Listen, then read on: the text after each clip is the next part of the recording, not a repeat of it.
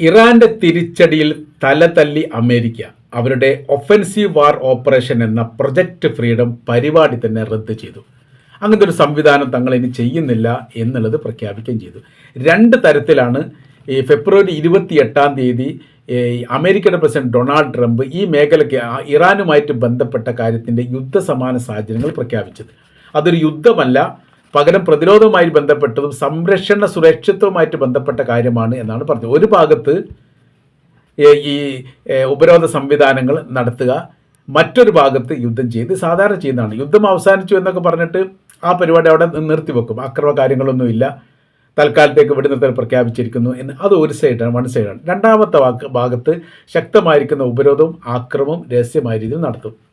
അതിപ്പോൾ യഥാർത്ഥത്തിൽ ഗസക്കകത്ത് ഇപ്പോൾ അത് നടക്കുന്നുണ്ട് എന്നുള്ളതാണ്. പറയുന്ന സമയത്ത് അവിടെ ഈ പറയപ്പെട്ട വെടിനിർത്തൽ പ്രഖ്യാപിച്ചിട്ടുണ്ട്, അത് ഒരുപാട് നീണ്ട കാലാവധിക്ക് പ്രഖ്യാപിച്ചിട്ടുണ്ട്. എന്നാൽ അവിടെ പ്രശ്നങ്ങൾ നടക്കുന്നുണ്ട് ഇല്ല എന്ന് മാത്രമല്ല, നടക്കുന്നുണ്ട്, അത് നിരന്തരം നടക്കുന്നുണ്ട് എന്നുള്ളതാണ്.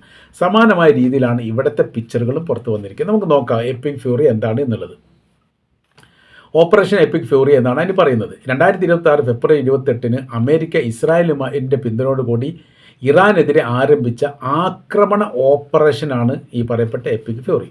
ഉദ്ദേശം എന്ന് പറഞ്ഞാൽ ഇറാൻ്റെ ബാലിസ്റ്റിക് മിസൈൽ തകർക്കുക, ഇറാൻ്റെ മിസൈൽ നിർമ്മാണ കേന്ദ്രം തകർക്കുക, നാവികശേഷി ഇല്ലാതാക്കുക, പ്രോക്സി വിഭാഗങ്ങൾക്ക് ഇറാൻ നൽകുന്ന സൈനിക പിന്തുണ തടയുക, ആണവശേഷി തകർക്കുക, അങ്ങനെ തുടങ്ങിയിരിക്കുന്ന ഒരു 10ഓളം കാര്യങ്ങൾ നടപ്പിലാക്കുക എന്ന ഉദ്ദേശത്തോടു കൂടി ഇസ്രായേലിൻ്റെ ബുദ്ധിയോടുകൂടി അമേരിക്ക നടപ്പിലാക്കിയ പ്രൊജക്റ്റ് സംവിധാനമാണ് ഒഫൻസീവ് വാർ ഓപ്പറേഷൻ. അതും കൂടി ഇതിൻ്റെ കൂടെ അവർ പറയുന്നുണ്ട്. അതായത് നേരിട്ട് ഇറാൻ്റെ സൈനിക അടിസ്ഥാന സൗകര്യങ്ങളെ ആക്രമിക്കുക എന്നുള്ളതാണ് ഈ യുദ്ധത്തിൻ്റെ ഘട്ടമായിട്ട് അവർ പരിഗണിക്കുന്നത്. അത് എങ്ങനെ എന്നതിനെക്കുറിച്ചൊരു വിശദീകരണം പറയുന്നത്, പ്രത്യേകിച്ച് ഹോർമുസ് കടലുമായിട്ട് ബന്ധപ്പെട്ട് 24 മണിക്കൂർ നിരീക്ഷണം നടത്തുന്ന ഇറാൻ്റെ സൈനിക സംവിധാനം അതിൻ്റെ മേഖല കണ്ടെത്തി തകർക്കുക. അത് തകർക്കാൻ വേണ്ടി സാധിച്ചിട്ടില്ല എന്ന് മാത്രമല്ല, ഇവിടെ നിന്ന് ഇവർ അനങ്ങുന്ന സമയത്ത് ഈ കടൽ കേന്ദ്രീകരിച്ചുകൊണ്ട് അമേരിക്കയുടെ കപ്പലുകൾ നീങ്ങുന്ന സമയത്തും, അതായത് ചലിക്കുന്ന സമയത്ത് തന്നെ, ഇളക്കം പറ്റുന്ന സമയത്ത് പോലും അത് ഇറാൻ അറിയുന്നു. അത് അവരുടെ ആകാശ ചിത്രങ്ങൾ വളരെ കൃത്യതയോടുകൂടി അതവർക്ക് അറിയിച്ചു കൊടുക്കുന്നു എന്നുള്ളതാണ്.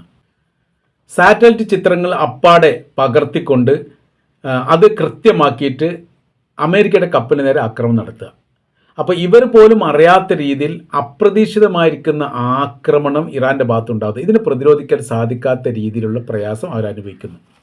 അപ്പോൾ യുദ്ധക്കപ്പലുകൾക്ക്, അതായത് ഈ വിമാനവാഹിനി കപ്പലുകൾക്ക് അകമ്പടി സേവിക്കുന്ന കപ്പലിന് നേരെ ആക്രമണം നടത്തി അതിനെ തകർക്കപ്പെട്ട് കഴിഞ്ഞാൽ അടുത്ത ഘട്ടത്തിൽ എന്ന് പറഞ്ഞാൽ അവരുടെ യുദ്ധക്കപ്പലിന് നേരെ ആക്രമണം നടത്താൻ വേണ്ടി സാധിക്കും. അതുകൊണ്ട് സുരക്ഷാ ഭിത്തികൾ തകർത്തുകൊണ്ട് ഉദ്ദേശ കാര്യങ്ങളിലേക്ക് ഇറങ്ങി പുറപ്പെടുക എന്നുള്ളതാണ് ഇറാൻ ലക്ഷ്യമാക്കുന്നത്. അതിൽ ഇറാൻ വിജയിക്കുന്നു. ഏതായാലും നമ്മൾ പറയുന്ന കാര്യം ഇങ്ങനെയാണ്, ഈ പറയപ്പെട്ട എപ്പിക് ഫ്യൂറി മുന്നോട്ട് പോകാൻ വേണ്ടി സാധിക്കുകയില്ല. കാരണം അതിശക്തമായിരിക്കുന്ന തിരിച്ചടിയാണ് ഇറാൻ്റെ ഭാഗത്ത് ഉണ്ടാകുന്നത്. ഇറാൻ ഈ അമേരിക്ക വിയർത്ത് പോകുന്ന തരത്തിലാണ്. ലോകത്ത് ഇന്ന് വരെ ഇത്രയും വലിയൊരു പ്രതിസന്ധി അമേരിക്ക അനുഭവിച്ചിട്ടില്ല എന്നുള്ളതാണ്. അതുകൊണ്ട് അത് അവസാനിപ്പിച്ചു. പിന്നീട് രണ്ടാമത് പ്രൊജക്റ്റ് ഫ്രീഡമാണ്. പ്രൊജക്റ്റ് ഫ്രീഡം എന്ന് പറഞ്ഞാൽ അത് അമേരിക്കയുടെ മാത്രം ഒരു സംവിധാനമാണ്, സുരക്ഷയുമായിട്ട് ബന്ധപ്പെട്ട സംവിധാനമാണ്. അത് ഇസ്രായേലിന് പങ്കാളിത്തമില്ല, അത് അവർ പറയുന്നുണ്ട്. അതിൻ്റെ യാഥാർത്ഥ്യം എന്താണെന്ന് അറിയില്ലെങ്കിൽ പോലും അതിൻ്റെ ഉദ്ദേശം എന്ന് പറഞ്ഞാൽ പ്രതിരോധപരമായിരിക്കുന്ന കടൽ സുരക്ഷ, പരിമിതവും പ്രതിരോധവുമായിരിക്കുന്ന കടൽ സുരക്ഷ ഹോർമുസിൻ്റെ മേഖല കേന്ദ്രീകരിച്ചുകൊണ്ട് ഉണ്ടാക്കുക, അതിന് ഓപ്പറേഷൻ നടത്തുക, ഹോർമുസിൽ കുടുങ്ങിയിരിക്കുന്ന വ്യാപാര കപ്പലുകൾക്ക് സുരക്ഷ ഒരുക്കുക, മാർഗനിർദ്ദേശം നൽകുക, ഇറാൻ ആക്രമിച്ചാൽ തിരിച്ചടിക്കുക. ഈ രീതിയിൽ ഈ മേഖലയുടെ കപ്പൽ ഗതാഗതം സുരക്ഷിതമാക്കുക എന്ന ലക്ഷ്യത്തോട് കൂടിയിട്ടാണ് പ്രൊജക്റ്റ് ഫ്രീഡം എന്ന് പറയുന്ന സംവിധാനം തുടങ്ങിയത്. പക്ഷേ തിരിച്ചടി ഭയാനകരമാണ്. കാര്യം എന്ന് പറഞ്ഞാൽ ഇറാൻ്റെ പ്രസിഡന്റ് മസൂദ് പെസഷ്കിയാൻ പറഞ്ഞിരിക്കുന്ന പ്രധാനമായിരിക്കുന്ന ഒരു കാര്യം, മറ്റ് ലോക രാജ്യങ്ങളുടെ കപ്പലുകൾക്ക് സുരക്ഷ ഒരുക്കാൻ വേണ്ടി നിങ്ങൾക്ക് സാധിക്കും, നിങ്ങളത് ചെയ്യുന്നുണ്ട്. നിങ്ങളുടെ കപ്പലുകൾക്ക് ആരാണ് സുരക്ഷ തരിക? ആ സുരക്ഷ നൽകേണ്ടത് ഞങ്ങളാണ്. അപ്പോൾ നിങ്ങൾ സുരക്ഷിതമല്ലാതെ മറ്റൊരാളെ സുരക്ഷിതമാക്കിയിട്ട് കാര്യമൊന്നുമില്ല. നിരന്തരം എന്ന് പറഞ്ഞ തരത്തിലാണ് അമേരിക്കയുടെ കപ്പലുകൾക്ക് നേരെ ഇറാൻ്റെ ഭാഗത്ത് ആക്രമണം ഉണ്ടാകുന്നത്. അതിൽ വലിയ നാശം കൊണ്ടും വലിയ തീപിടുത്തങ്ങളും വലിയ പ്രശ്നങ്ങളുമുണ്ട്. അതിനെ അതിജീവിക്കാൻ സാധിക്കാതെ പ്രയാസം വന്ന സമയത്താണ് ഈ പരിപാടി അവർ പ്രൊജക്റ്റ് ഫ്രീഡം ഒഴിവാക്കി. അപ്പോൾ പ്രൊജക്റ്റ് ഫ്രീഡം ഒഴിവാക്കി, എപ്പിക് ഫ്യൂറി എന്ന് പറയുന്ന ഇസ്രായേലുമായിട്ട് ബന്ധപ്പെട്ട സംവിധാനം അത് ഒഴിവാക്കി. ഇപ്പോൾ അമേരിക്കയെ സംബന്ധിച്ചിടത്തോളം അവർ അനുഭവിക്കുന്ന കാര്യത്തെക്കുറിച്ചുള്ള ഒരു വിവരങ്ങൾ ന്യൂയോർക്ക് ടൈംസ് അടക്കം പത്രങ്ങളൊക്കെ റിപ്പോർട്ട് ചെയ്തിട്ടുണ്ട്. യുദ്ധം എത്രത്തോളം നീളം കൂടുമോ അത്രത്തോളം മാരകമായിരിക്കുന്ന നഷ്ടങ്ങൾ അമേരിക്കയ്ക്ക് ഉണ്ടാകുന്നുണ്ട്. ഭീമമായ സൈനിക ചെലവ് അവർക്ക് താങ്ങാൻ വേണ്ടി സാധിക്കുന്നില്ല. എണ്ണവില കൂടുന്നു, ആഗോള വിപണിയിൽ മാന്ദ്യം ഉണ്ടാകുന്നു. ഈ കാരണത്താൽ അമേരിക്കയുടെ കപ്പലുകൾക്കും ഈ ബേസുകൾക്കും തിരിച്ചടി ഭീഷണി ഉണ്ടായതിനാൽ അവരെ സുരക്ഷിതമാക്കുക, സൈനികരെ സുരക്ഷിതമാക്കുക, കപ്പലിനെ സുരക്ഷിതമാക്കുക, ഇത് അമേരിക്ക സാധിക്കുന്നില്ല. അത് ഇറാൻ്റെ പ്രസിഡന്റ് പറഞ്ഞതിന് തുല്യമായ രീതിയിലാണ് ഇപ്പോൾ വന്നുകൊണ്ടിരിക്കുന്നത്.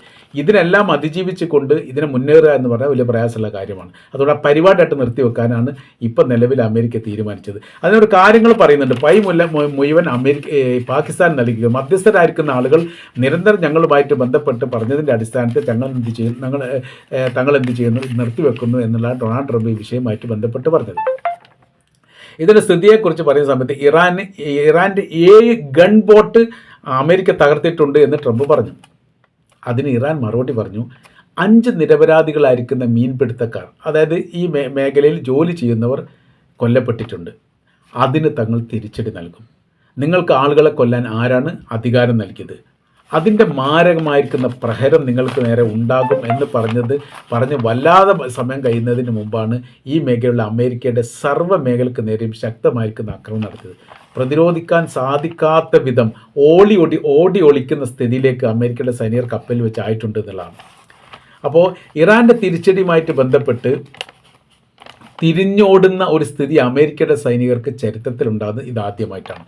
ഇതിനെ മുന്നേറുക എന്ന് പറഞ്ഞാൽ ഒരിക്കലും സാധിക്കുകയില്ല. ഈ യുദ്ധത്തിൽ ജയിക്കണമെങ്കിൽ ലോക രാജ്യങ്ങൾ അമേരിക്കയെ പിന്തുണക്കണം. ഒരിക്കലും പിന്തുണക്കുക. യൂറോപ്യന്മാർ പോലും പിന്തുണക്കാത്ത ഒരു യുദ്ധത്തിൽ എങ്ങനെയാണ് അമേരിക്കയ്ക്ക് ഒറ്റയ്ക്ക് ജയിക്കാൻ വേണ്ടി സാധിക്കുക? ഓരോരോ ദിവസം കഴിയുന്തോറും വലിയ ഭീമമായിരിക്കും സാമ്പത്തിക നഷ്ടം ഉണ്ടാകുന്നു, സൈനിക നഷ്ടം ഉണ്ടാകുന്നു, കപ്പലിന് നേരെ വലിയ രീതിയിൽ കേടുപാടുകൾ ഉണ്ടാകുന്നു. അതോടൊപ്പം തന്നെ ലോകത്തിന് മുന്നിൽ മാനം കെട്ടുപോകുന്നു. ഒറ്റപ്പെട്ടിരിക്കുന്ന ഒരു സ്ഥിതിയിലേക്ക് അമേരിക്കയും ഇസ്രായേലും ഇപ്പോൾ മാറിയിരിക്കുന്നു. അത് 2023 ഒക്ടോബർ 7 യുദ്ധത്തിന് ശേഷം അത് പ്രകടമാണ് എന്നുകൂടിയാണ് നമുക്ക് മനസ്സിലാക്കാൻ വേണ്ടിയിട്ട് സാധിക്കുന്നത്.